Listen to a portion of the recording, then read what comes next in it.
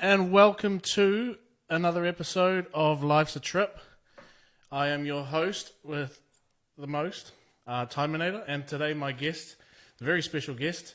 We're excited to have him. He is a local hero, I guess you'd call him, but his story is very humble beginnings, and we love people like this on the show. So, without further ado, please, ladies and gentlemen, let me introduce you to Tihei Harawira. Welcome, brother. Hey, man, what's happening, Tyminator? And much love to your podcast. Thank you for coming on, bro. Appreciate it. We're honored to have you. First up, we would just like to say, how has this year been for you, man, with COVID and everything? Traveling around and doing music videos must be a bit of a doozy. Well, the first time for lockdown with that level 4, level 3, level 2, level 1 and all that was an adjustment that we all had to get used to in life, and wasn't allowed to travel overseas like I always do. So I got to admit that 2020 was like a bit of a roller coaster. Good reasons and bad reasons, but at the same time, I enjoyed it. And hopefully by the end of 2020, the borders are going to reopen, and hopefully we won't have to go through that quarantine stuff. Oh yeah, for sure. It's what do you normally do for a day job, bro? Busking. Just busking? Yeah. No, you don't do any cashies or anything on the side? Or just rapping's your passion? Music's your passion, isn't it? Yeah, busking is my passion, man. Just entertaining people is my life, and it's my enjoyment. It's my happiness. It's my it's my place. It's basically like my stomping grounds. Just on that, let's talk about your life a little bit. Your roots growing up. How did you get into music? All of that. I've followed your story a little bit from what videos I could find. Your little doco and that. Growing up, being born up north and coming from up north. Actually, my missus is born in Kaitaia as well. So shout out to her. But what was life like growing up? I know you've had your challenges. All right. I was born in South Auckland. I was born in Otara. I lived there till I was 2.5 years old. Then my family relocated to Kaitaia because my dad wanted to move back to his father's homestead of Te Kau. And so we made the shift up north, and my 2 little sisters were born up there. And I spent most of my childhood in Kaitaia. And when you come from a small town like mine, like your partner as well, the toughest part of growing up in the country is finding your own passion and being dedicated to it. Yeah. And being so committed to a point where that's your everyday passion, nothing more, nothing less. And I chose to go freestyling is because in my life I had no goals, I had no ambitions, I had nothing. I didn't really have much friends at school. I had a few good friends, but not all friends. So you still got your day ones, your real ones still mess with you? Yeah. It's a good feeling, and also like people that didn't like me back then want to know me now, and that's cool. It's like a transitioning, but sometimes you don't forget what happened. Yeah, of course. You forgive, but sometimes you don't forget. Yeah. So, what got you into music, brother? I read somewhere that 2 artists in particular really encouraged you to get into the game per se. Hayden Clark and Jermaine Whittehira. Back in 1998, and I was just at the youth convention because I had nothing going. I wasn't going anywhere at all, like I was saying before. I just overheard these fellas freestyling, and I thought, wow, that's pretty cool. I've never seen that style before. I've only just seen people just rap on the music videos, and I think, oh, cool, but then they write it down, and then in the studio, blah, blah, blah, from the likes of Tupac, Biggie, LL Cool J, Nelly, all them dudes. I started like becoming addicted to it. Yeah. Addicted to it that around then, I was playing sports. I was doing a bit of side music and all that. I was just happy to be free at that time. But a couple of years after I started my career, an important man in my life died. Okay. Yeah, he was my dad's brother-in-law, Uncle Pat. And he was to me like what Gus D'Amato was to Mike Tyson. Oh, right. Yep. I The understand. guy that made Mike Tyson the heavyweight champion. Yeah. Well, that's who my Uncle Pat was to me. He was my Gus D'Amato. Fair enough. And I was the student, he was the teacher. And I just didn't want to play sports. And 8 years after he died, I struggled to perform on the field because he wasn't there anymore.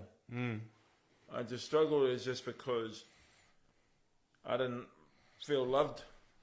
Yeah. Is it, would it be a safe assumption to say you, at that point in your life, maybe got depression and battled that? I did face depression for such a long time. I was depressed because I was lost. Yeah. I was confused. I was young. I had no turning points. You didn't have that guiding light anymore, did you? Right. Yeah, exactly. And when you have someone in your life that gives you that guiding light and that direction and that opportunity and the belief in you, you feel good about it. But when they're gone, you feel down about it. Yeah, it's like almost it's an emptiness because that hole has appeared. There's a void that hasn't been filled now because it was there so prominent, and now it's you've gone so long with it, you don't know who you are and what to do without it. You know. Well, after he died, I thought I would struggle forever until I met a whānau from Whangarei called the Wihongis. I met my best friend at that time, Isaac Wihongi. If it wasn't for him, I wouldn't be on the show. Let it be known.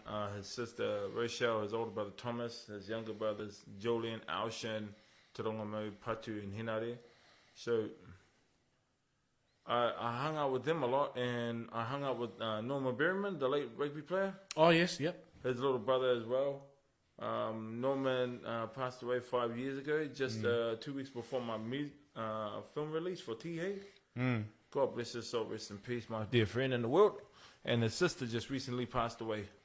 Yeah, I saw something on your page about that. Yeah. It's been a rough one, yeah. It is, bro, but sometimes it's the life we choose, it'll come back and haunt us. Do you find that people make the assumption or like guess that you're related to Tihei Harawira just because your last name? Yeah, well, he is my dad. Yeah, of course. And some kind of like get a bit skeptic about it. Yeah, I was going to say, what's that like? Because I mean, given the figure that he is, and then you're doing your own thing, what's that like? It's a good question, my bro. I'll answer that because earlier this year, a good mate of mine, I was up in Tacole for lockdown, for isolation. Yeah. It was just me and my cousin. Yeah. And you know how my old man was getting into trouble for breaking COVID-19 rules from up north? Yeah. When he came down Auckland to buy some protected gears for his workers? I'm not sure what was going on. Yeah. Because I was too busy in the bush. Me and my cousin, we had no idea what the hell was going on. Because me and my cousin, we don't watch TV. Yeah. We don't watch the news. We don't read the paper. Because all you see is just bad publicity. And I woke up, I think it was a Wednesday morning. Then I get a message from one of the girlmates. She's like, "Oh, Barry, what's up with your father doing this out here? Barry, you need to check him." And I'm like, Hey. what's that got to do with me? I'm isolating up in the cold. Yeah. Well, I got nothing to do with the outside world. I'm just chilling with me and my cousin. Yeah. That's all I'm thinking about, man. You putting me in this. And one of the other girlmates got online and told her, like, "Hey, the bird's got nothing to do with it. He's not his dad." Yeah. And the person who posted it, she regretted it straight away. She was like, "Oh, I'm so sorry, my bro. I didn't mean to go there." And I was like, "It's all good, man. Like, I kind of hold it against her." But it's certain stuff like that that pisses me off, because when you build yourself into your own individual, Yeah. other people still think you're that individual is your father or your mother or whoever it is that makes this connection with with how you get looked at.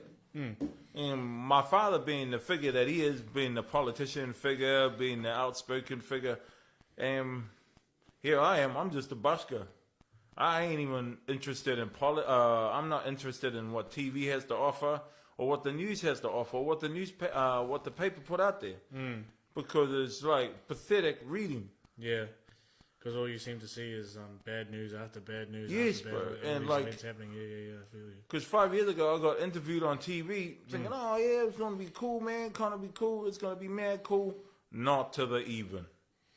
So is that why you have a thing against like media now, as in like news and stuff? Yeah. The concept of it is this. Why are they publicizing articles on people and it's not even true? Yeah. Even that stuff that happened with Israel Folau last year. And like, there's some that agreed to disagree. I got asked to rap about it in Whangarei, and I said this. Well, what's the go? And I said, is he right or wrong? I don't know. I just left it at that. It's just because I'm not sure if he was in the right for what he said or in the wrong for what he said. But I'm not going to deteriorate someone that's already getting oppressed by how media portray it. And it was like my community up north in Kaitaia. Yeah, we went through a bit of a bad stigma. But then we got called the murder capital. I was like, what? Yeah. Like, we have our ups and downs just like your town, my town. But we're not the murder capital at all. And no capital, and no places in New Zealand, to me, is the murder capital, except for how media describe it. So I call the media the murder capital. Yeah. It must be, in places like your hometown, it must be nice sort of to disconnect from being online, as it were.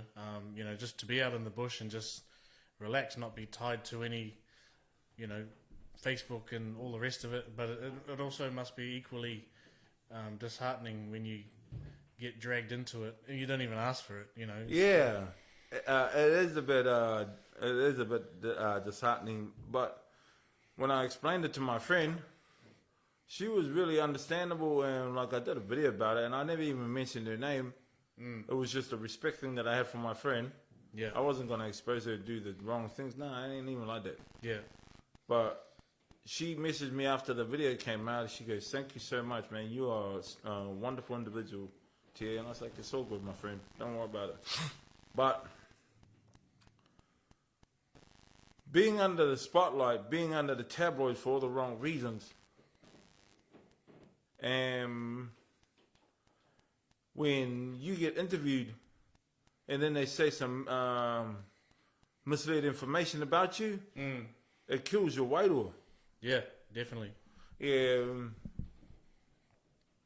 Last year, just a few weeks before graduation, one of the TV crews, I'm not going to say his name, but they rang me like, "Oh, bro, can we interview you on TV?" No, thanks. Yeah. Not interested. It's just because, where's it going to go to? Yeah. It's not all media. Yeah.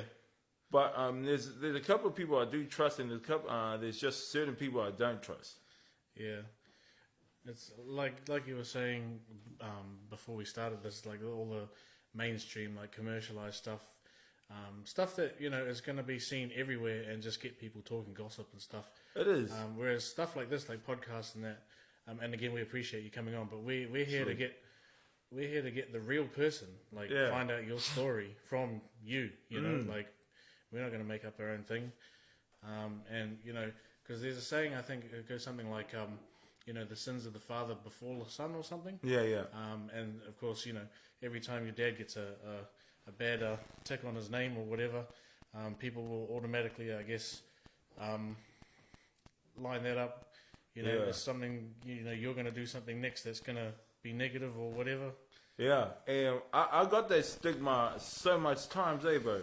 And that's why, like, when I got invited to go to Touch World Cup, and my friend just goes, "You're a freestyler, Tihei, go busking." Something just in my head just opened up my mind. Yeah. I've just been addicted to busking. Even when it rains, I'll busk. Even if it's a hurricane, I'll busk. Even if it's a thunderstorm, I'll busk. Even when it's a cold day, I'll busk. Windy day, busk. Sunshine, I'll busk. Rain, hail, cold or shine, whatever they call it.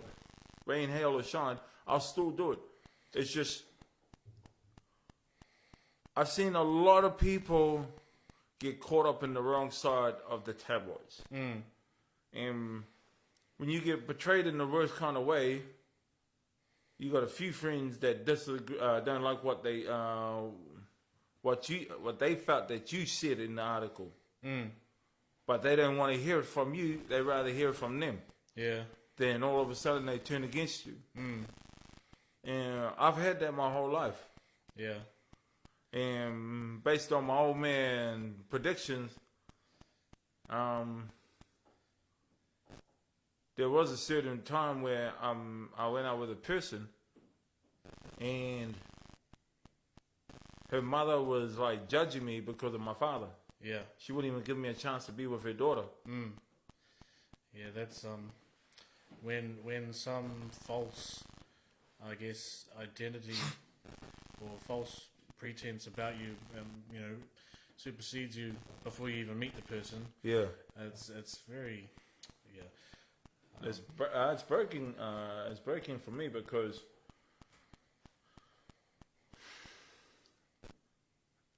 not all my family are bad, No, but at the same time, we're only humans.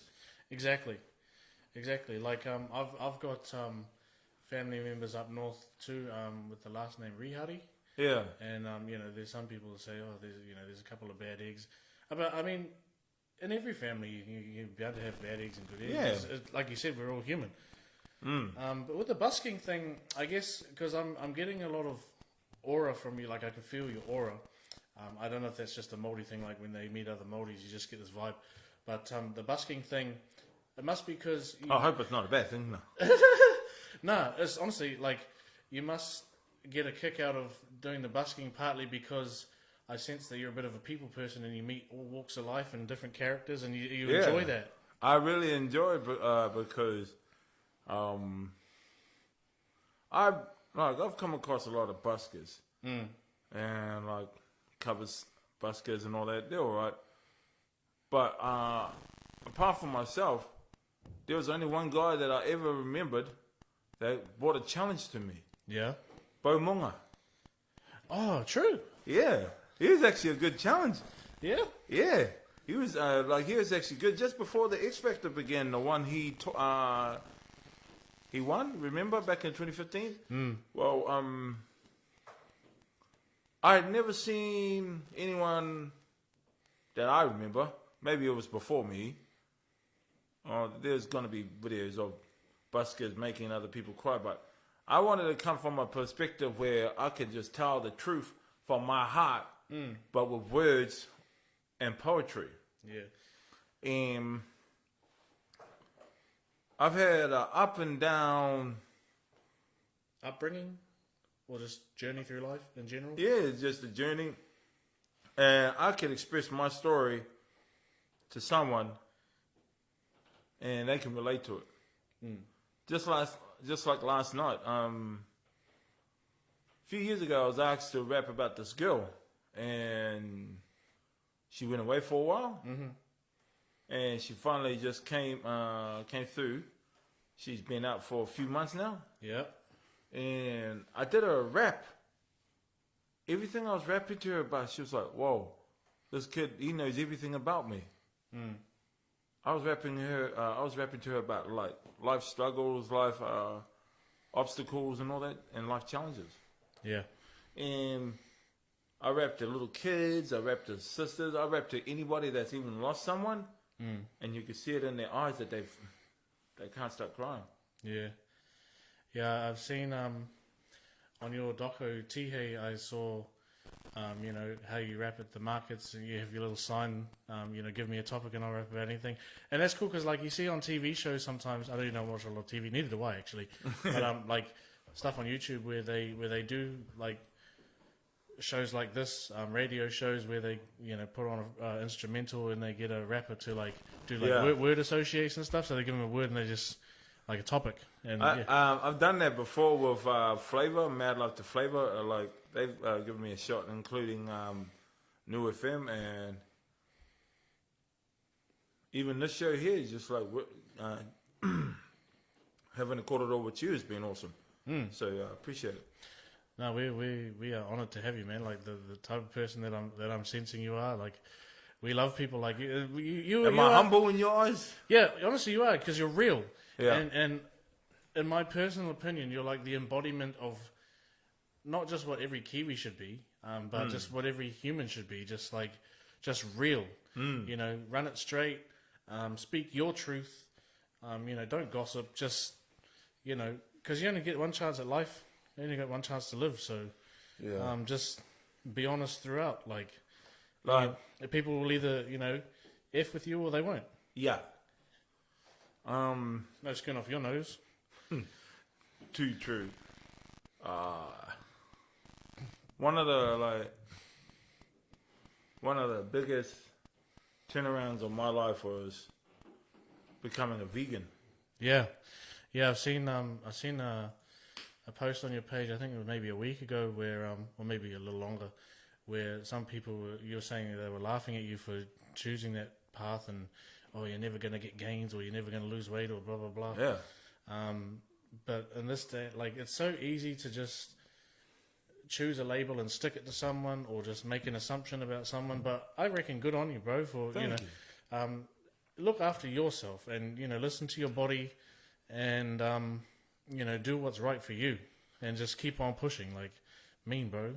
What I could say to that is this: when that person was laughing at me that day, it was not him laughing at me.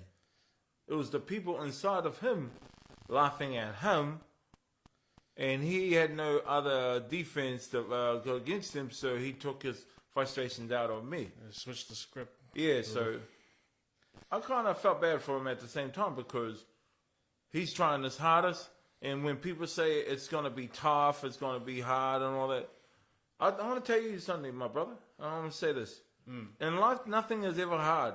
It's only tough. Yeah. Nothing is ever difficult. It's only a challenge. Yeah, because if it was easy, everyone would be doing it, right? Yes. That's why you got to push yourself. And when people say, I can't do it, you can do it. You just got to have that firm belief. When you say, I don't know, always say, you will know. You will try it. Yeah. You can be it. That's it. So, all I'm saying is to people is, if you're going for something in life and you think nothing of it, that's other people getting the best of you. Yeah, for sure. Cut them loose, step away from them, become your own lady, become your own man, whoever it is, whatever you do, whatever occupation you're going for, and like start living up your dreams. And what living up your dreams mean to me is be passionate about your life and your dedication. Because if a young Māori boy from Waimanoni Lane, Aunu Kaitaia and Otara, can go to New York and shoot a video clip in the Bronx, I'm not the only success that people think, he ain't successful. Nah, you gotta look at Paris Goebel. Yeah. Like, even Savage went Savage, overseas. David Dallas. P Money, did he? P Money. Yeah. Scribe before the shenanigans with the media and all that stuff. Yeah. Like, look how they betrayed him, bro. Honestly, I ain't feeling it. Even DJ Severe himself, he's DJ Severe, another Kiwi act that, Lord. Yeah. Bro, like, her being the first Kiwi to win an American award. What was it? At the MTV? I can't remember exactly. It was back in 2014. It wasn't. the name escapes me, but yes, I'm with you. You be right. Bro, like, I'm not sure how she did it, but bro, honest to who, she made us proud, Holmes. She did. But I'm proud to be a Kiwi, man, because of her reputation. And like, you look at all the other ones, like one of the Runga sisters, I think it was Big Runga or Bo Runga, and they sang their song, "Oh, Sway, don't ever go." And you find it on American Pie. Yeah. But that's a Kiwi song. Yeah. And anything is possible. Yeah. Anything can be accomplished. Anything can happen. Dreams are a reality. Dreams are very possible than impossible. Yeah. For sure. Do you have nicknames? Because one of my work boys, I told him you were on the show today, and he goes, "Who's Tihei?" And I said, he raps at the Otara markets. He goes, "Oh, Natural T." Is that one of your nicknames? I used to be known as Natural T. Much love to your workmate. Appreciate it. How did that come about? I watched the documentary in 2006 called "The Freestyle is the Art of Rhyme," which was mainly released in 2000. And it showcased all these freestylers from New York City and all over the world, and they were just expressing poetry through rhyming and the beat of the tone that they were in. And there was one rapper that caught my attention, and like his name was Supernatural. Oh yeah. He's regarded as the best freestyler in the world, hands down. So I really was so inspired.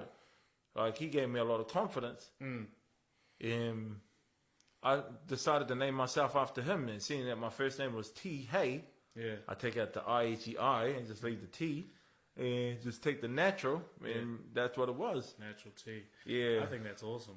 And along the way, when I was over in Scotland, everyone just knew me as Natural T. That's wicked. In Scotland even. Well, I went over for Touch World Cup. I had never been overseas before until 2011, bro. Yeah. As soon as I got out of the country of New Zealand, I was like, man, I'm going to Scotland. First place you stopped at, Australia. Next place, Dubai. Wow. And then we got to Glasgow. And then we went to Edinburgh. And the place was so unbelievable. I can imagine. But like we were saying before, these names like Savage, David Dallas, Lord. Who did you mention before? DJ Severe. DJ Severe, Paris Goebel. Like, what they accomplished was just their years of hard work and their motivation and dedication to their craft. But along the way of our crafts, there's always going to be a certain few people that come with us that turn against us. Yeah. Yeah, I know not everyone, Lord wasn't everyone's cup of tea, who did music and that, but regardless, Kiwis were born to put other Kiwis, or just New Zealand itself, on the map. Well, definitely. Because we're pretty much, besides, the islands, we're the smallest country in the world, but sometimes we have the biggest impact, hey, we're over here. Heart. Yeah, we're over here. Because some people you'll find in the world only know us for either the All Blacks or Lord of the Rings. Yeah, pound to them, man. Yeah. And that's so true. Yeah. And my favorite song of all time in New Zealand, Dave Dobbins, "Loyal." That's a good one. But that represents my life being a Kiwi here, because you see a lot of the Kiwis moving over to Australia, and they've affirmed that their life for now in Australia. The reason I haven't moved over to Australia, I love Australia, man. I love that place to the fullest. Yeah. Bro, mean lifestyle, atmosphere is unreal, opportunities galore, but at the same time, I'm too much of a marae boy. Yeah, yeah. It's when you're deeply connected to your roots like that, and just having, I know, when you try and mold yourself to be your own person, as you mentioned before, to differentiate yourself from your family and what they do. But sometimes, even when you're trying to break free and, be your own person and do your own thing, you still have this like deep-seated thing where you can't get away from your roots. And I mean, you take it with you when you go to like Australia or whatever, but it's sometimes with people it's just so embedded. It's something about it just makes you stay. Yeah, it is embedded, and like the I've values and always everything, wanted to move to Australia, man. Ever since I've been, like, what would I have to say? Since 2012, I've been traveling backwards and forwards to Australia. The most times I've ever been to Australia in 1 year was 5 times. Oh, yeah? 3 times I went busking in there. 2 times I had my flights paid for. Wow. And like the second one, man. I lost a good friend of mine to domestic violence. Oh, that's And you remember that girl Tara Brown from over GC? Yeah. Yeah, and she passed away. Passed away unfortunately around the same time as that. So a few people lost their lives, and I was a bit shattered. I didn't know what to do. I was a bit broken. Yep. And then my promoter from Australia, he rings me. He goes, "Oh, what would you like to do, Tia?" And I said, "Let's put on a concert, my concert, but this one we can dedicate to the victims of domestic violence." Yeah, it's And we raised $800. That's awesome. Yeah. Especially because, you had reports after the level 4 lockdown where people couldn't go anywhere. Like it was strict. Level 3 was like less strict, but you had reports come out the door after level 4 about an increase in, domestic violence and divorces and all sorts of shenanigans and goings on. It's a real shame, that something like this can bring out the worst in people, and sometimes it can bring out the best in people. It does. Not much people saw level 4 as a challenge. They saw that as like frightening. I saw it as just a challenging motivation to know what I can do. Yeah. And when I was up at the Cole, my cousin's boyfriend, he's an egg. Hey, TA, hey, what's up? You're fat. Okay. Thank you. The next day, I went walking from my homestead to the shop, which was a half an hour walk there and a half an hour walk back. Yeah. So that's an hour walk every day. Yeah. And I kept doing it simultaneously for 2 months.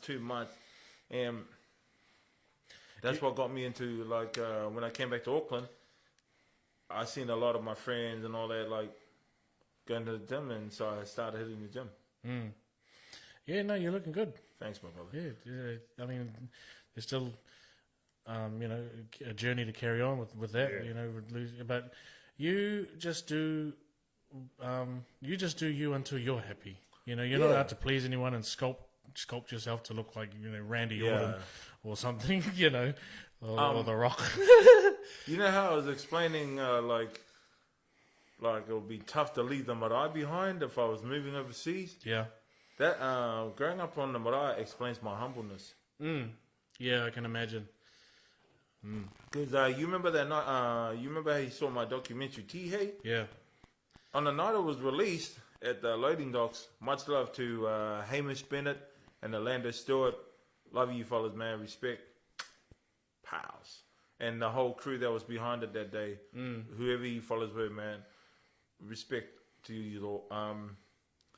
We got on stage because my documentary was the first out of 10. Yeah. And I remember the interview lady was like, she thought I was going to give her like crazy answer, like, yeah, I'm boasting, yeah. Yeah, this hyped up energy. But all I just said was, nah, it's not a biggie. It's just one of these things. If it happens, it happens. If not, it is what it is. And her face was like, wow, this dude's like humble. Yeah. And that's what I mean when I messaged you earlier in the week about, because I saw that, like, I did a little bit of research on it because, that's what you do when you have a guest, is, you try to find out as much about it. But, just, you don't let anything get to your head and inflate it. You just keep to being a Kiwi, keep to your roots, and that's something you hardly see these days, especially considering how accessible the internet is. You know, it's everywhere. Computers, phones, you know, and so you can do all this stuff, like document, like film it, like, yeah, I'm living the high life. Look at me, I'm drinking this, and you know, blah blah blah. You find less and less people like you, who just no biggie. You know, it's a passion, not a trying to make money or clout sort of thing. Yeah. It's just me telling my story. And the concept of my whole story was this: is stay level-headed, is stay grounded. But because of my career, because of my path, because of my passion, I want to take time out and say thank you to the number one people in my life. My friends, my family, but most importantly, my fans and my followers and my supporters, because without the fans, followers, and supporters, I'm non-existable. Straight up. Yeah, the ones that get behind you, they and stick with you and just send you good vibes and all the rest of it. Like, they're the ones you want to keep going for. Well, it's the truth, because without them, I wouldn't have a roof over my head. I wouldn't have my car. I wouldn't be here. I wouldn't be performing in front of other people. I'd still be stuck in shame. Like, damn, man, I can't do it. Of course I can. Yeah. But without trying, there's no knowing. Yeah. Yeah, exactly. You don't get results if you just sit there and don't, give it a go. Yeah.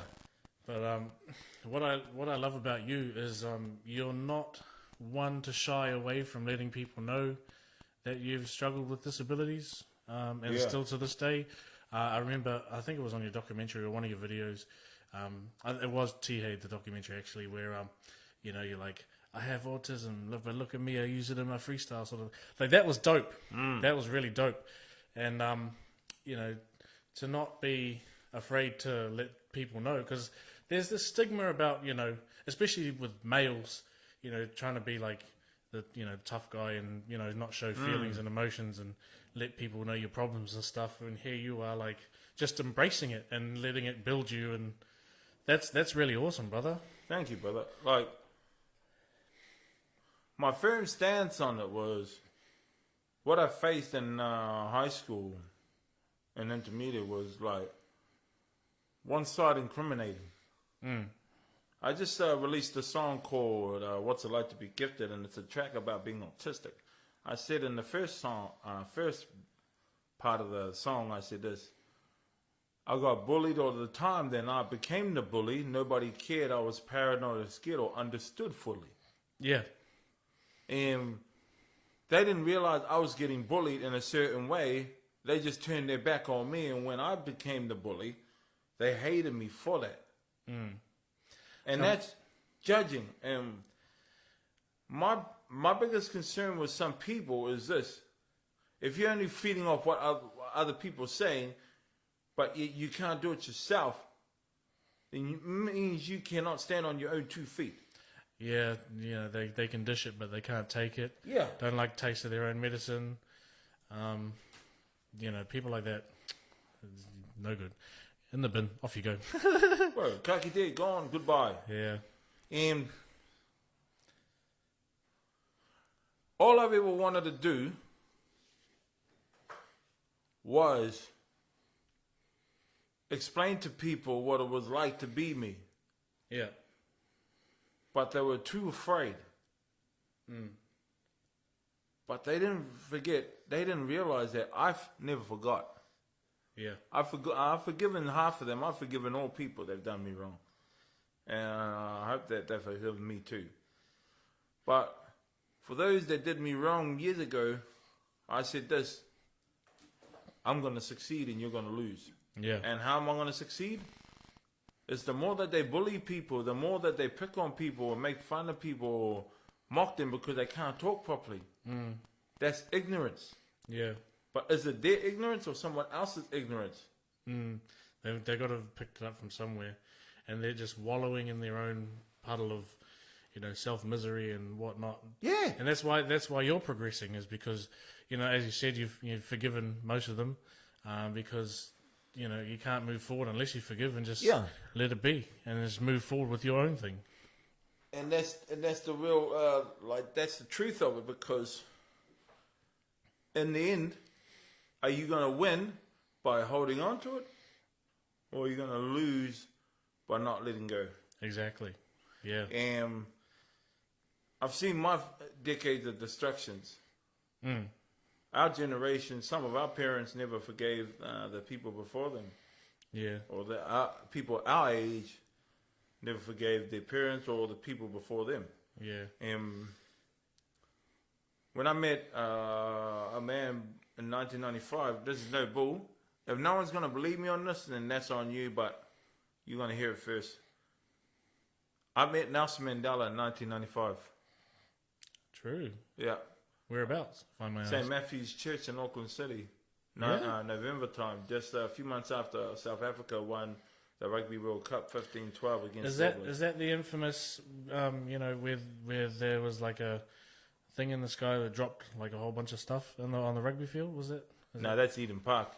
Oh, Yeah. Eden Park at that time, back in the 80s, it was like they weren't letting, at that time, coloured people play on the team right, yeah, because of the apartheid. yeah, And the difference between the white and blacks at that time was like getting out of hand. And when Nelson Mandela came through, he switched up his mind. He went from a man of hate to a man of love, and like showing his country respect and bringing in unity. yeah, And when I met this man, I was like, wow, he's a powerful figure. And when I shook his hand, I was like, oh, dude, I just shook his hand. Bro, that's killer. Because like, you only get that I'm one. never washing this hand again. It's holy. Ow! I feel good. But anything can happen when you forgive someone. Anything can happen when you like make peace with that person. In my life, it's this: if you can't forgive, then you won't live. Yeah, and then you get some people who, like, say if they end up on their deathbed and they want to tell you like their regrets, and that's part of it is I regret never having made up with this person or never, but because you feel cleansed or like washed of any negativity when you forgive, and you feel cleansed. It's the most powerful part of human nature. Is the forgiveness. Yeah. Yeah. Because you're letting go of all the anger, all the frustrations, all like the broken relationships, all that stuff that you thought could never ever heal, but it actually healed. Yeah.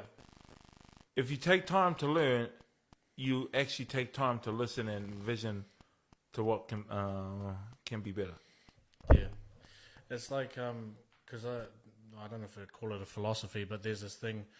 I can't remember exactly how the quote went, but it said something like, if we stop being friends, I still want to see you eat, just not at my table. And there's a deep meaning to that. Like, you still want to see people win because you don't wish ill will upon anybody. But if you're going to start stealing from my plate, I'm going to change tables or I'm going to kick you off, But I still want to see you eat, just not with me. I believe that term too, because some of the biggest conflicts we ever have in our whole life, especially for Maori or whoever, is our own families. Yeah. But now these days, I got a new concept. It's whenever they think negative and they're like always bringing me down, the next day, they're like, hey, bro, how are you? Goodbye. Yeah. That's all I say. Wash my hands of you. Nah, you can't wash your hands. You just like, what it is like you standing up for yourself. If you were to say, if you, I hate you, they win. You lose. Oh, yeah. So you got to come back with a nice response that they can't reply to. Yeah, as they say, kill them with kindness, right? Yeah. Yeah, like they'll be stumped. Because everyone's after a reaction. Yeah. And if you give the one they're not expecting, they're just like, hold up, wait a minute. Like, is that it? It's true because we all go through negativity. Oh, yeah. We We all all face go it. through doubts. Adversity, yep. Yeah. Obstacle, impossible moments. Whatever you want to call it. Yeah. And all I ever wanted to do was get out on my own and make myself a living. But because of certain whānau that hate what I do,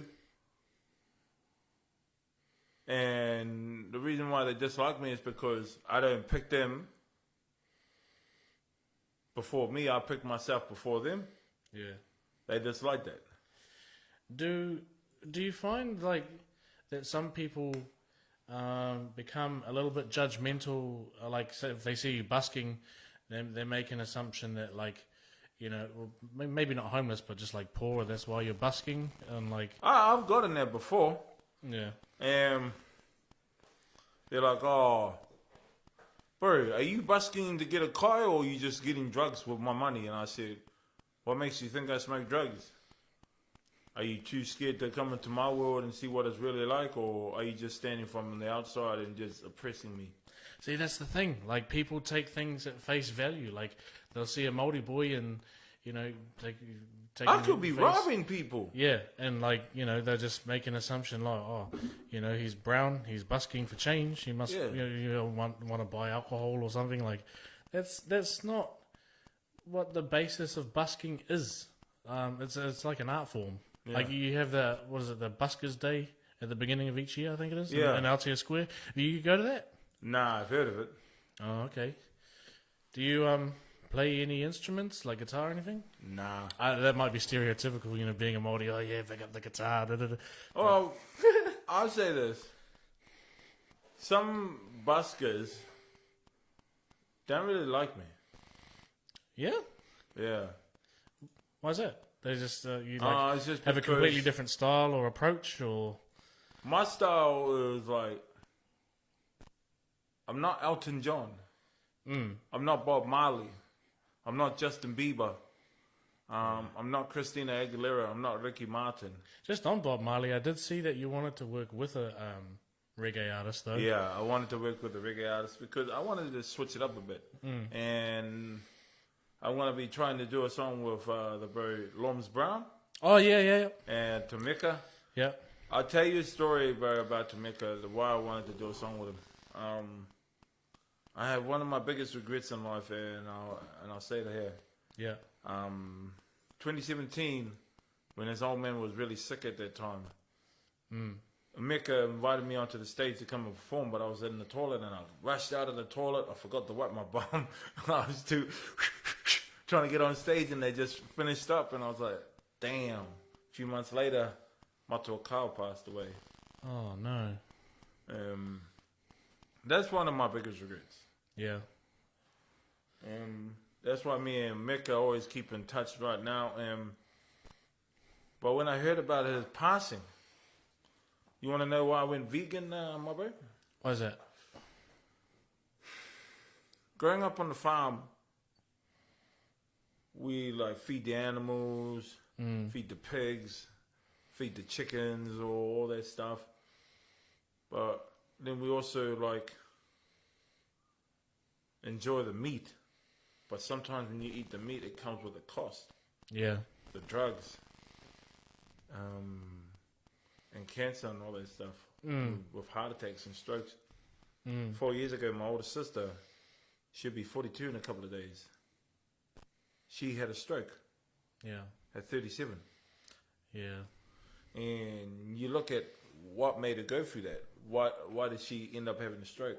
It's because of a lot of stress, a lot of depression, a lot of responsibilities, a lot of expectations, all this, too much stuff going on in her head. And then my mum this year had a heart attack. Yeah.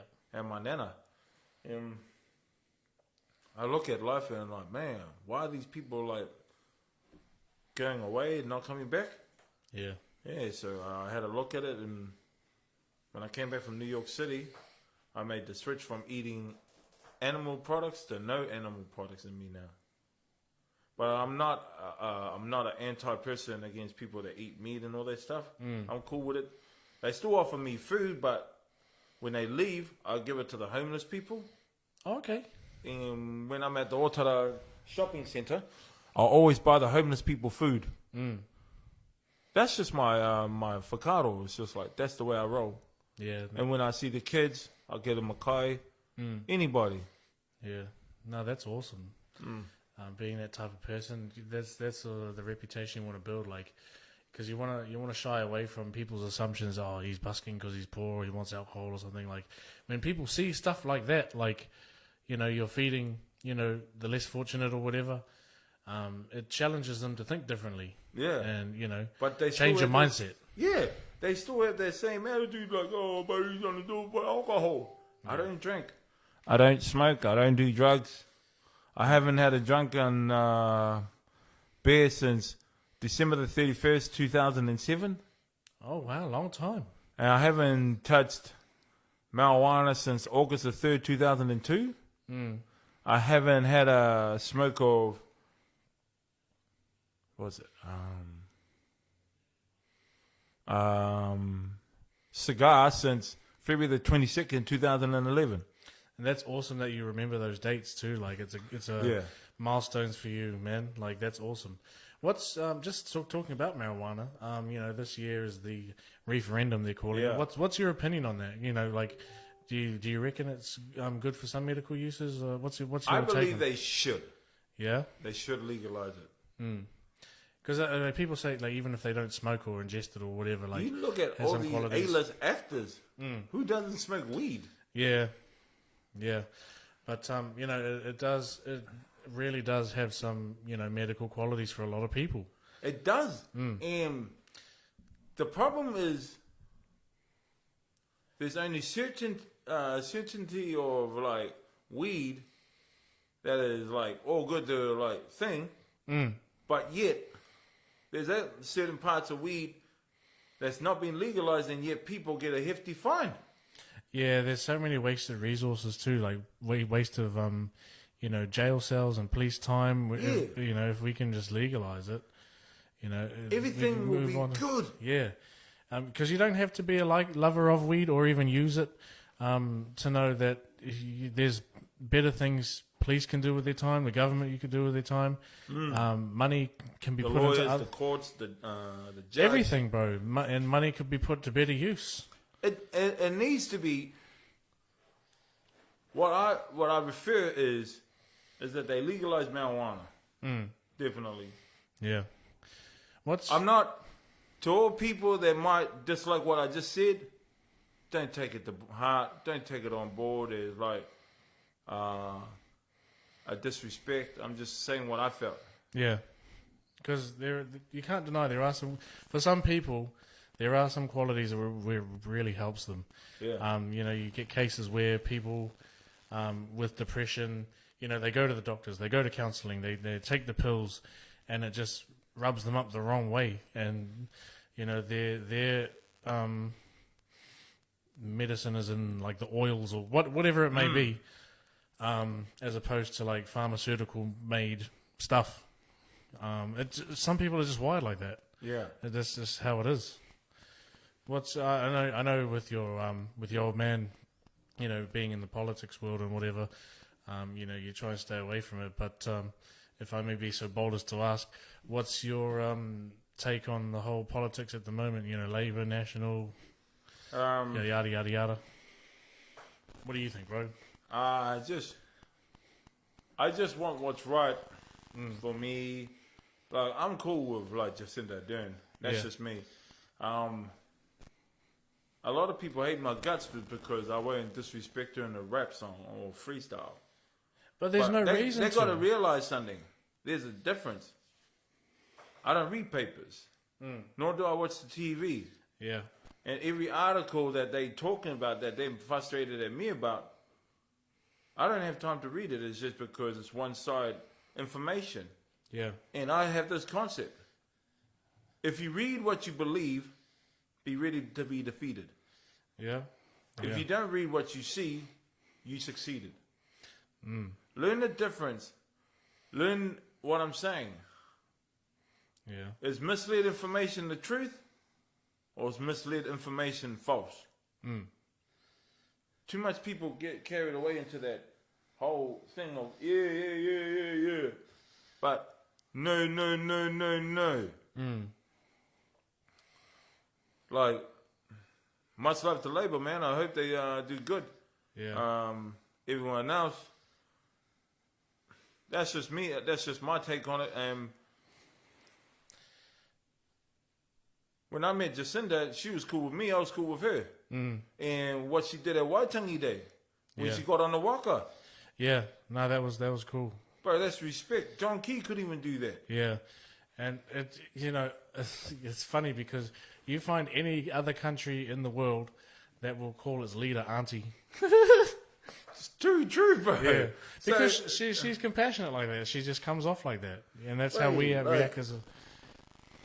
When we were in the whole lockdown, she was doing lives and checking in on everybody as if everyone was an old friend of hers.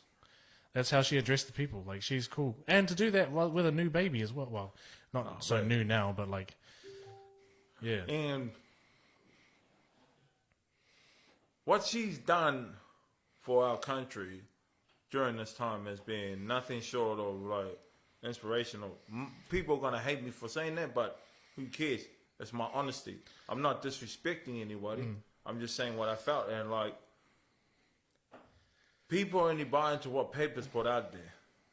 Yeah, but you look at her track record too, with like the whole Christchurch mosque shooting, Yeah. and like the last few events, the big events of New Zealand, and now this. It's changed our whole lives.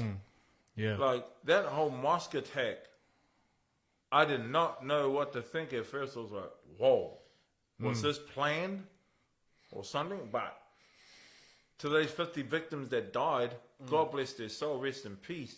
Thoughts and prayers to their loved ones that are still with us, but thoughts and prayers to the ones that lost a loved one. The challenging part of being in New Zealand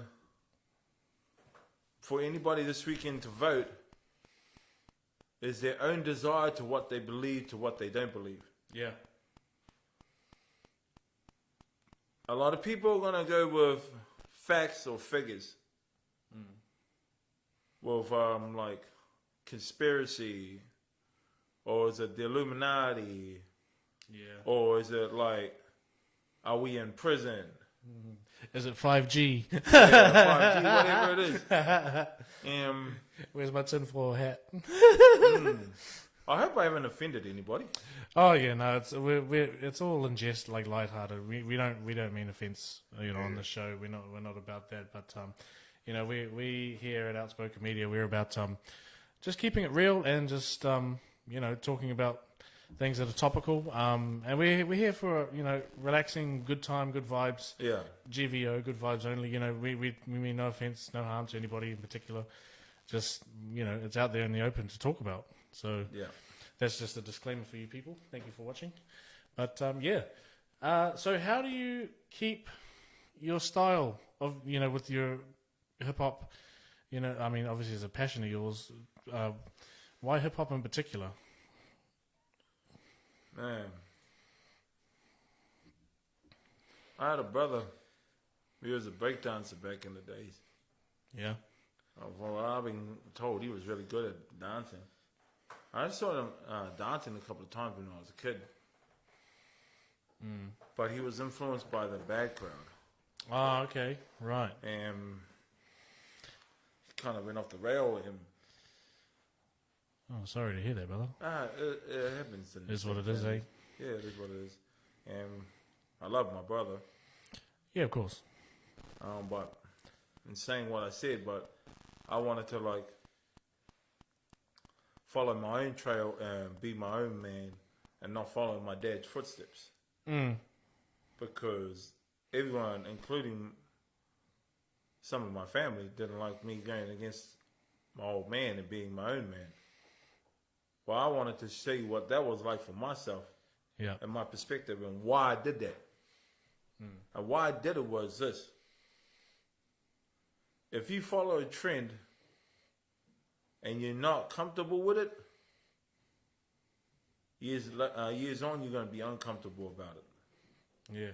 I mean, how do you tell your story if you're living someone else's? Like, the chapters have already been written, and you're just doing the same thing.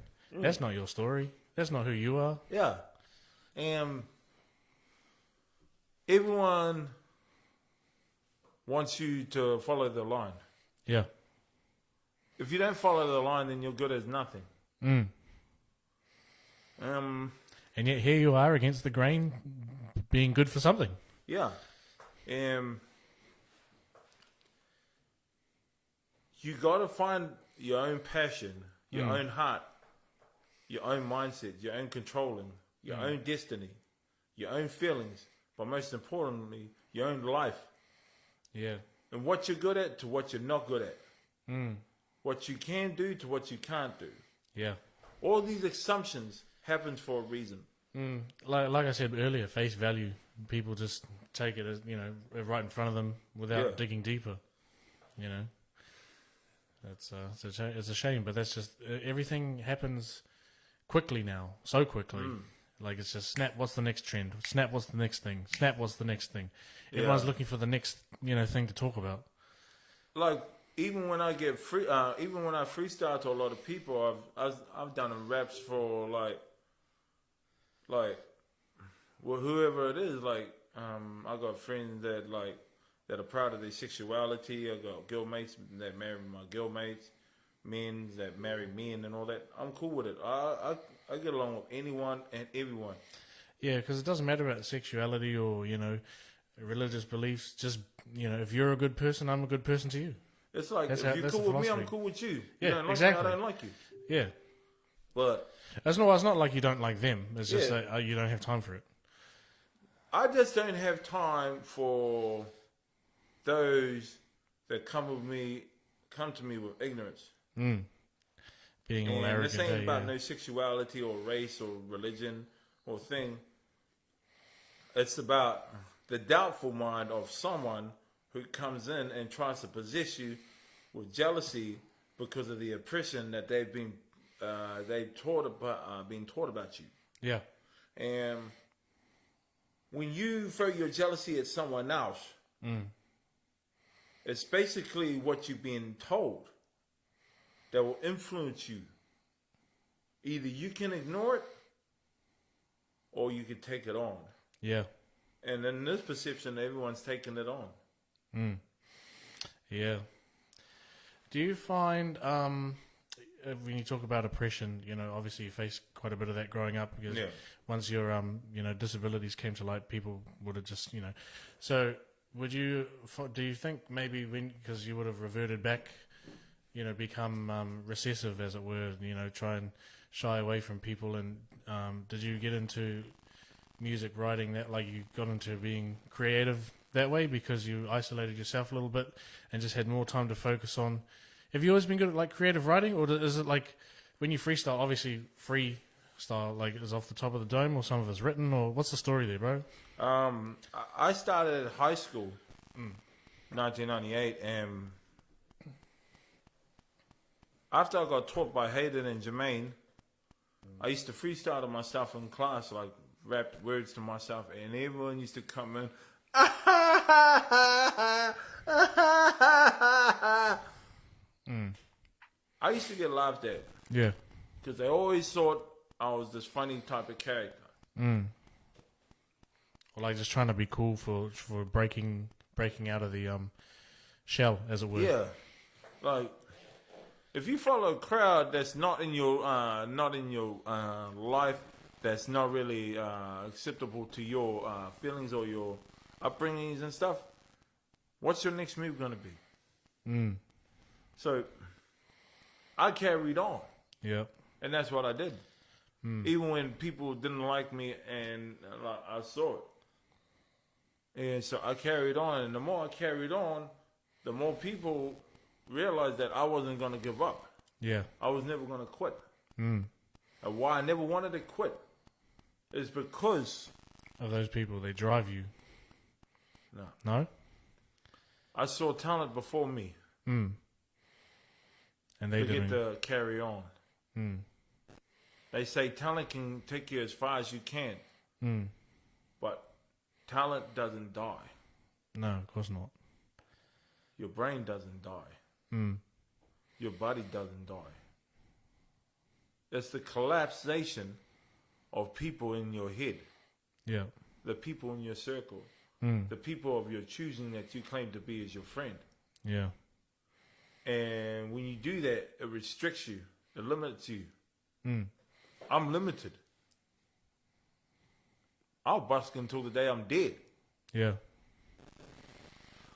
Like, and that's the thing about confidence and fear. Yeah. My perception of fear is too much people buy into that type of crowd. Oh, can't do it. I don't know. It's too hard or difficult. Yeah, put it in the too hard basket. Yeah. Find something else to do, yeah. And then they Everyone start wants making up easy. excuses. Yeah. As for me, I just take it on board. And when I talk to people and they say I can't do it, I'm like, why? Yeah. Why?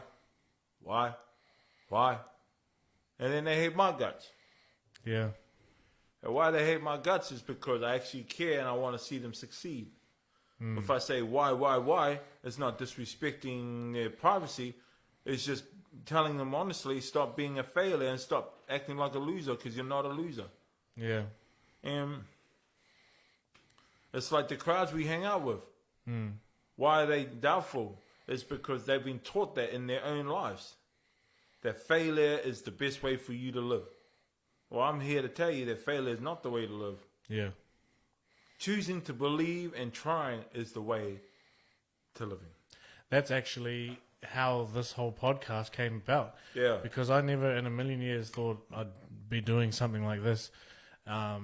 So I've been working at a particular place, I'm not going to say where, for nearly 12 years.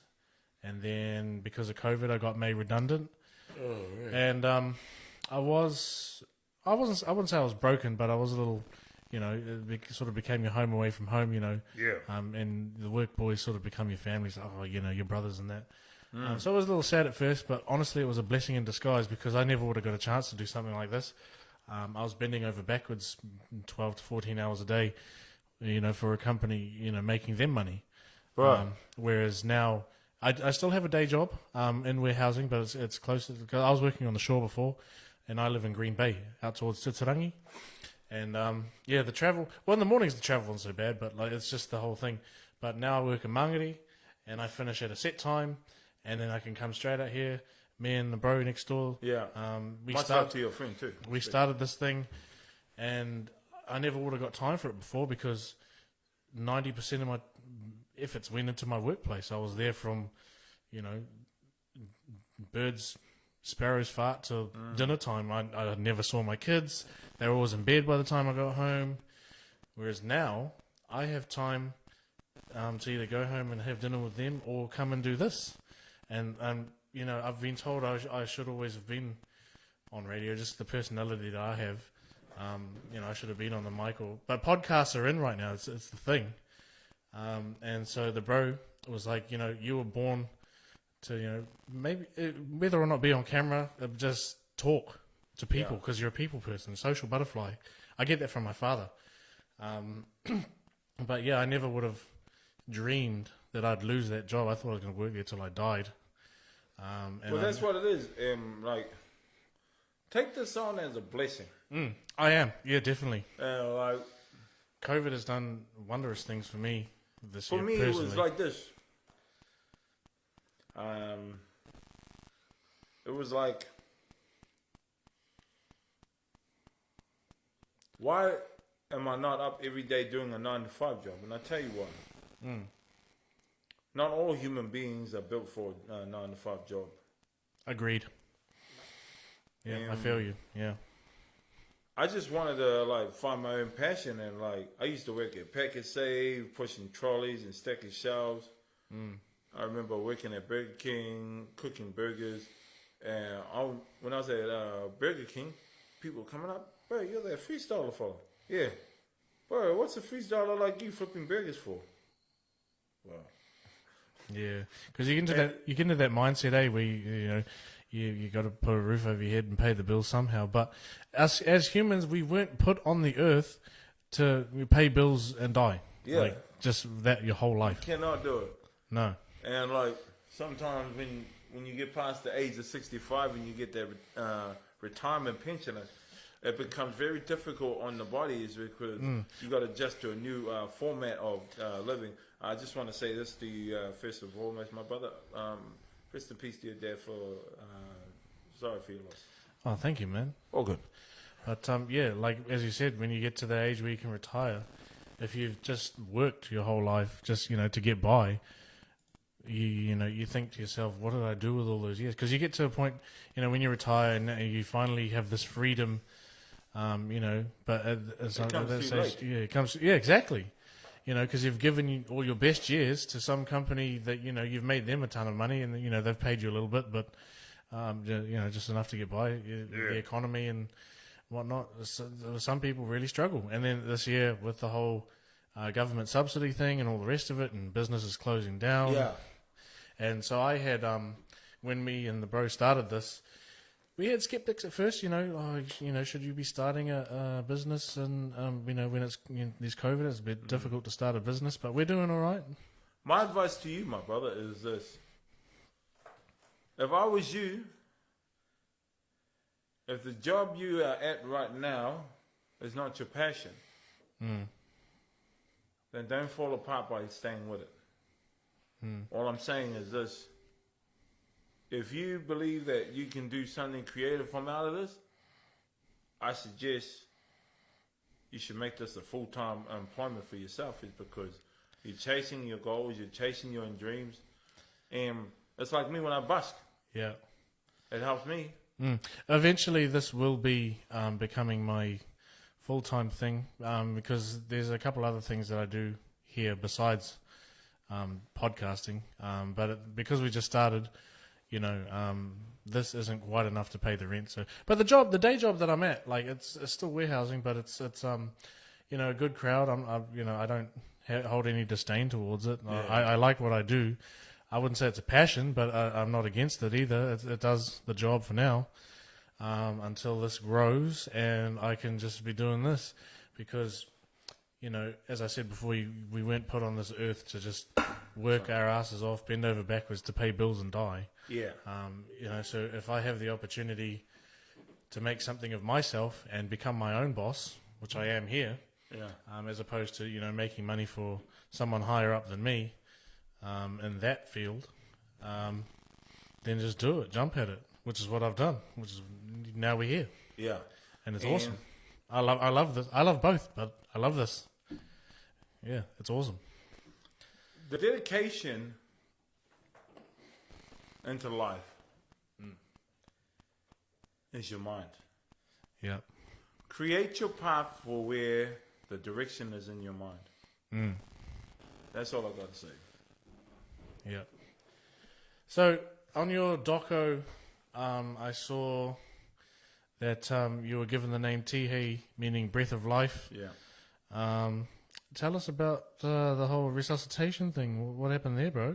I lost my life for 5 minutes, and I lost 10% of my brain. And I was given a 1 out of 5 chances of survival as a baby. Because at the time, no one even knew what to do with me, and I just was one of the fortunate ones that come back from the dead.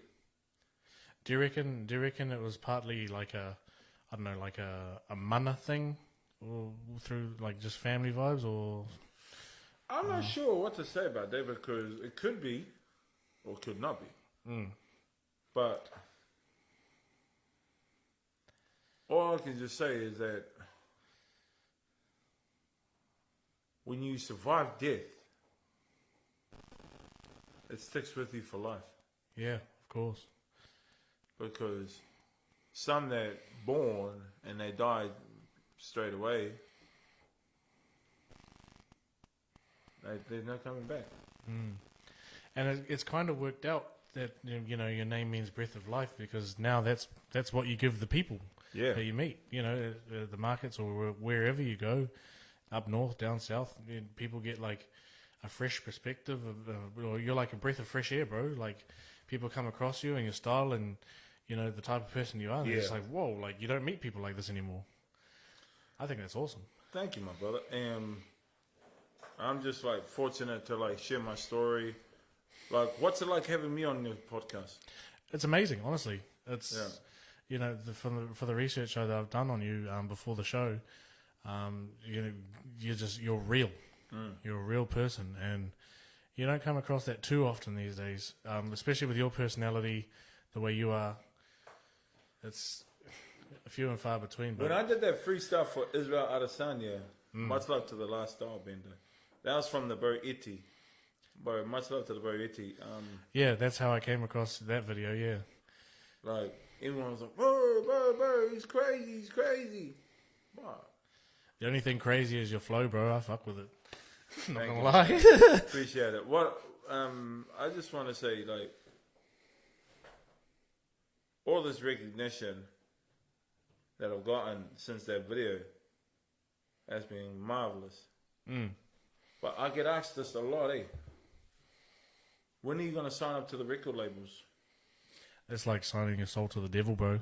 Yeah, it's like a contract you'll never get out of. Yeah, because the music industry, I mean, particularly in New Zealand, it's a bit stale anyway because we're so small. But you've been to New York and done music, so. Well, you remember that group, Musical Youth? Yes. Yeah. Yeah. Left hand side. Yeah. 18 years just to get that pay. Yeah. It took them 18 years to get their first payment. Yeah. From 1982 to the year 2000. How ridiculous is that? Oh, honestly. Have to wait 18 years to get paid for one song, and yet one of your members died. Yeah. That's when I heard that story. It was just like, nah, I ain't with it. And I ain't down for the record labels, bro. And you look at all these artists, George Michael, man, they all died broke. Yeah. Aretha Franklin, God bless his soul. Michael Jackson, Kenny G. Who's the one? Kenny, the old fellow. I think I know who you're on about. Yeah. He just passed away this year. Bill Withers, just many legendary artists like Van Morrison and all that stuff, because all those guys we just mentioned are gone. Yeah. Died too young. Couldn't handle the pressure, and it's across all genres too. I mean, like the singer from Linkin Park too. Yeah. Suicide, and like, I'm not sure what happened to him, but if it was suicide as ruled, my thoughts and prayers to his family, no matter what. And Mac Miller as well. Another great artist. Another great talent. Too young. He was a victim of the publicity. He was a victim of the Illuminati. Just like anyone else. You remember that song, Whoa, Whoa, Whoa, Whoa. I like that.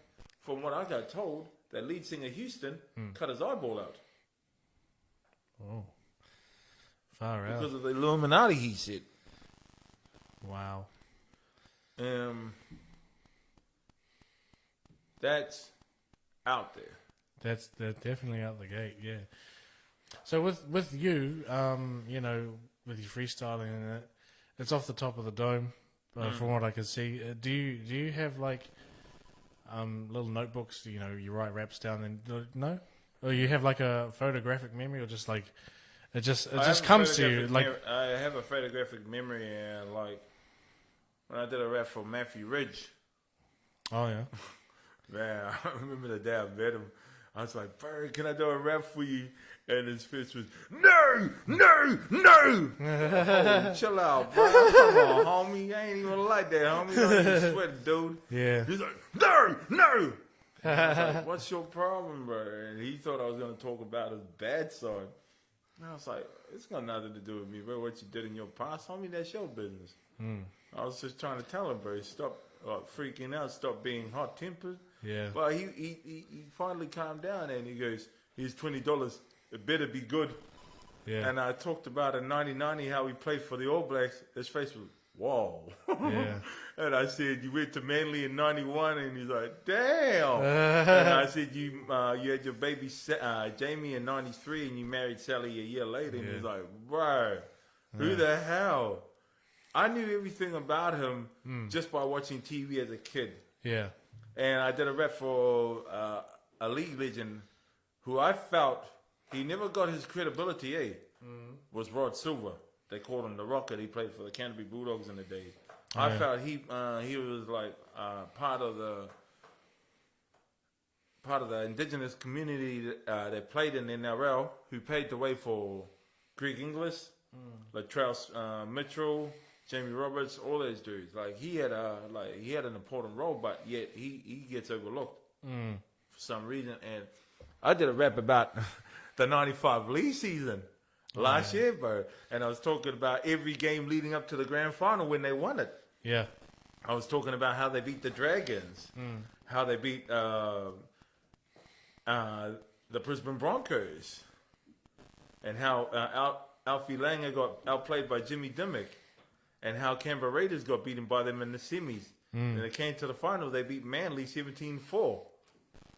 And after the rap, he just was so blown away by what I said. Yeah. That's awesome. He didn't realize, like, wow, someone actually knew all that. It's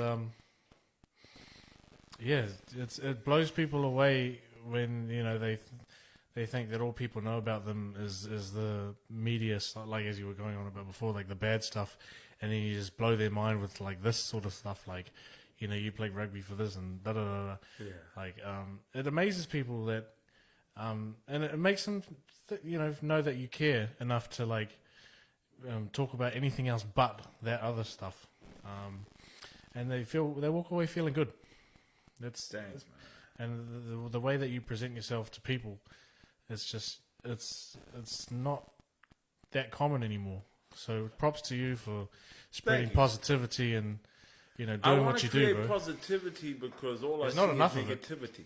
Yeah, exactly. There's not enough of it. There's too much doubt. There's too much fear. There's too much compliance of believing in failure is the most important. Nah, man. Get out of that type of attitude thinking. Get into the mindset of believing.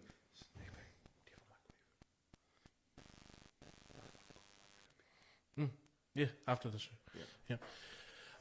Yeah. So we just had Mental Health Week not long ago, and then World Mental Health Day a few days ago. For someone like yourself who has battled, your own challenges and that, what's that like for you?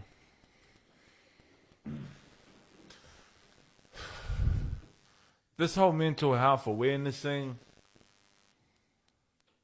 it takes more than just an awareness for like trying to raise things, trying to put on these compliances of mental health programs and all that. We need to come together as a people. We need to come together as human beings. Yeah. We need to come together more than just all these awarenesses, because half of these people that are doing these mental health awareness are killing themselves. I'll tell you a story. Yeah, go ahead. That bugs me. You remember the 2016 when they're doing the 25 push-ups for Army veterans? Yep. Man. Take your time, bro.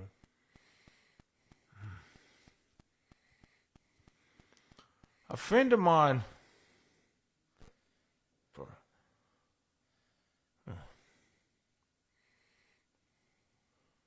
A friend of mine asked me to nominate these names for him when I went busking. And I did it with pride. Easter, Anzac weekend, 2017. My father-in-law, my daughter's grandfather died of cancer. My main man.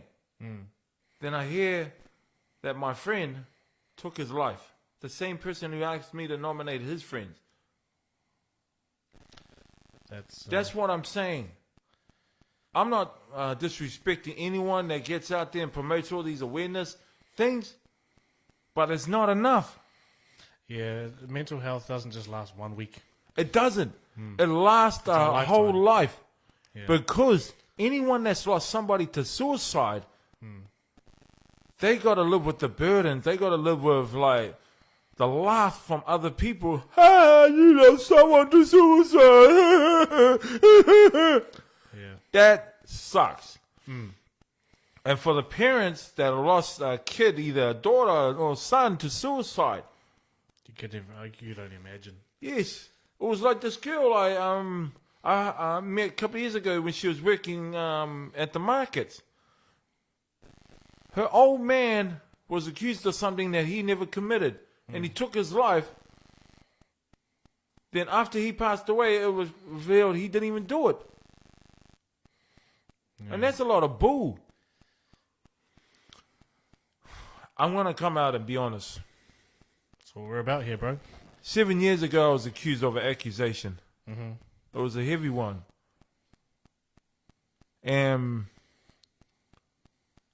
I didn't even do nothing, but then the culprit who said that came forward and confessed she lied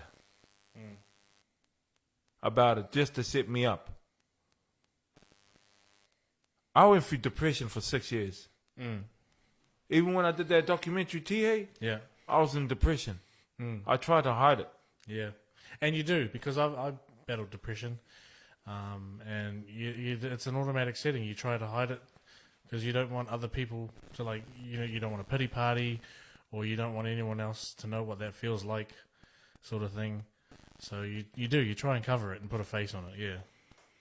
I was angry for 6 years when I was graduating, when I was traveling around the world for 6 years. I wasn't happy because it was still killing me. Yeah. So last year, I reached out to that person. I forgave her. Yeah. And she apologized on her side.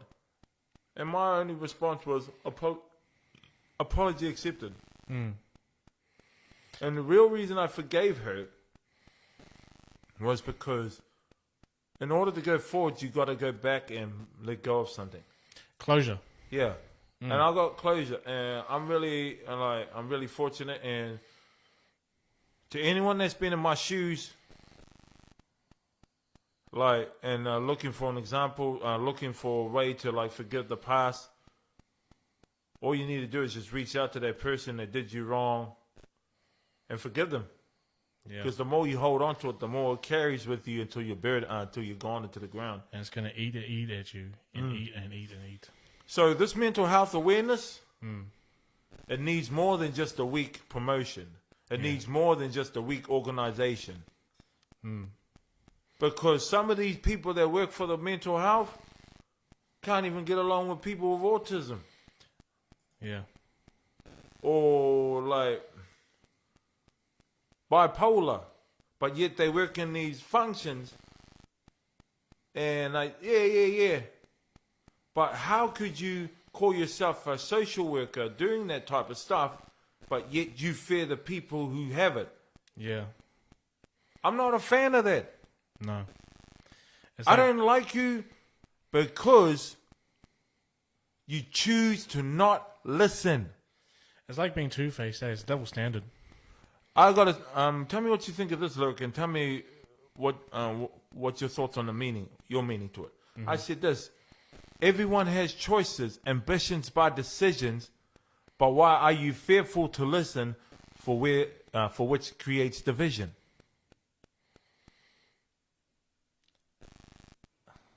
That's deep, bro. That's a little difficult for me to put into words, really. But yeah, it's why would you go out and be someone who's trying to help, people with mental health issues, but only choose like certain ones that you want to deal with, sort of thing. And you can't just pick it. Like, if you're going to be a social worker or like help with mental health, that should cover all mental disabilities or whatever, not just pick and choose. That's why, there's a couple people, I ain't gonna say no names, that are from up north. I ain't gonna say a town. Yeah. Like some that work there, they deserve to be there, but only a certain few, in my eyes, don't deserve to be there. Because if you're just gonna turn your back and ignore the ones that suffer the most, then you're just pure ignorance. If you're afraid to walk the straight line, but yet you can do the shortcut, then you're pure ignorant. Yeah. It's easy to walk the shortcut because you're too scared to walk the straight line. Yeah. Yeah, definitely. I got to walk the straight line every single day against people that dislike me. I have to do it. Yeah. There's only one way to figure that out, and it's just going forward. Yeah, know your own worth, bro. Like, just and I love how, because music is the most expressive way, to share your story and well, not so much reach out for help, but like just express, And, Jizza said that line. Did you ever hear a song called Breaker Breaker 19? I've heard of it. Yeah. He said this: the immortality of my fame is a measure of others' torture, burnt offer from a flaming author. Like, wow. That's deep. Yeah. His lyrics is crazy ill. And like, but your lyrics are off the chain too, bro, and the messages that you're spreading, and the positive vibes that you're spreading through your music. And I watched your music videos. There's one of you like dancing on the beach, and then there's another one. I think it might have been the same one actually. You're like on a traffic island, just rapping about stuff. And so we have a bit of a. Sorry about that, ladies and gentlemen. I think we're logged in somewhere else too. But the things that you're doing, man, and just the power of music, that's just really awesome to see. And I hope you keep it real for years to come. As you said, you'll probably be doing this till you die. But the style that you have, it's a rarity these days, and especially because I like the style of hip hop, particularly that you use instrumental for, like the whole boom bap. So, like, I love that G-funk. Yeah, I love that stuff. I like the different styles of it because I like the format of different rhythms. That's what I pick and choose about. It's like what the rhythm is going to be like. Yeah. What's the taste of it going to be like? But a lot of it's like a similar tempo, so you can, just flow easily like a river, without getting caught up or whatever. But just the way that you do it with such ease, you were born to be a creative. I can see that. And I practiced. I practiced a lot. I practiced for many years. Yeah. Everyone thought that I was a natural at it. Nah. I want to sit natural the T. I want to sit the record straight here, right now. It took me many years to work on my art. Yeah, some are natural and all that, but it took me a while because I was used to my name is Tihei. Okay, have a go. But in the day, those are the type of things that I worked on, and my raps, I'm more of a MC than I am a rapper. Yeah, I call myself an MC than people call me a rapper because I'm true to my roots. Yeah, that's the thing about my life is I'm true to what I'm doing. Yeah, that's awesome. Well, it's been an absolute pleasure to have you on the show, and I really hope to see you on the streets doing what you do for a long time. But we're going to wrap it up here, ladies and gentlemen. So thank you to my brother Tihei for coming on to the show. Bro. Appreciate it to you, Tyminator, and your main man in the other booth. Respect to both of you. Right, and We will see you on the next episode of Life's a Trip. Thank you for joining us. Have a good night. Pai tora.